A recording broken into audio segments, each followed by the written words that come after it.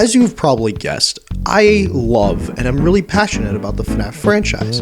I love the games themselves, the characters, especially the fan games, and that's it. I'm not really one for the books, lore, and stuff.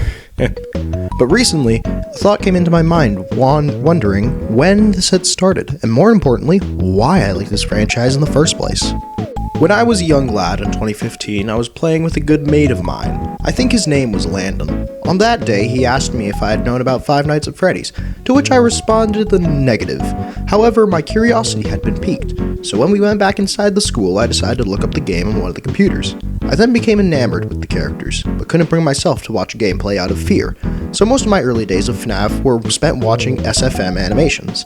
Then later on, my older brother had talked to my parents about the games, as I would guess he was interested as well, but they shot him down, saying it was inappropriate for children his age. So I went a couple of years FNAFless. I did sometimes think about the series, but I tried to forget about it for the most part to please my parents. Even when I heard through the grapevine about things like a fifth game and a movie in the works, I just tried to ignore them. Then 2022 came along. I was much older, obviously, but still wasn't really into FNAF. Still, then, around Christmas time, my brother told me about FNAF Security Breach, and recommended that I watch Markiplier played it, which, by the way, was my introduction to Markiplier, but that's just beside the point. I followed his request and saw just what I had been missing for the past 6 years. Funnily enough, it was because of Security Breach that I got into FNAF content again, and I soon became an avid enjoyer of fan works like animations I was familiar with, and because I was older, finally watched the gameplay of the older games. So that's where my history leaves off.